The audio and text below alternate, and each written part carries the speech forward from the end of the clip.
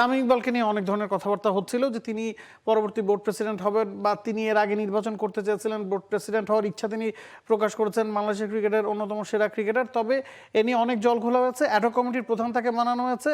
একই সাথে আমরা যদি মেম্বারের নামগুলো দেখি, দুজন আরও সাবেক ক্রিকেটার সেখানে আছেন, আতা আলী খান আছেন এবং মিনহাজুল আবেদিন নান্নু আছেন। মানে সাবেক ক্রিকেটার পরিচয় তিনজন এখানে জায়গা পেয়েছেন।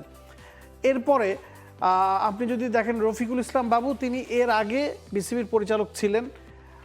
সালমান ইস্পানীয় বিসিবির পরিচালক ছিলেন, ফাহিম সিনা এবং তানজিল চৌধুরী, এই চারজনের এর আগে বিসিবির পরিচালক হওয়ার এক্সপিরিয়েন্স আছে।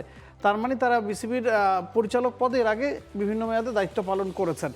এখন আমরা বলছি যে বিএনপির তরফ থেকে যাদেরকে মনোনয়ন দেওয়া হয়েছিল বা যারা চেয়েছিলেন যে ক্রিকেট বোর্ডে আসুক, তামিম ইকবালের সাথে শেষবার যখন নির্বাচন হয়েছিল সেখানে এই নামগুলোকে আমরা ভাবছিলাম যে তারা আসবেন, কিন্তু তারা শেষ মুহূর্তে নির্বাচন থেকে সরে গিয়েছিলেন। মির্জা ইয়াসির আব্বাস, সৈয়দ ইব্রাহিম আহমেদ, ইশরাফিল খসরু, এই তিনজন এবং একই সাথে রাশনাই ইমাম। তো সব মিলিয়ে আপনি শুধুমাত্র বিএনপির এখানে মানে কি বলে হস্তক্ষেপ করা হয়েছে, সেটা পুরোপুরি করা হয়েছে বললেও ভুল হবে। বিভিন্ন ক্যাটাগরির লোকজনই আছেন, তবে দিন শেষে ওই চারজনের নামই ঘুরে ফিরে আসছে কিন্তু।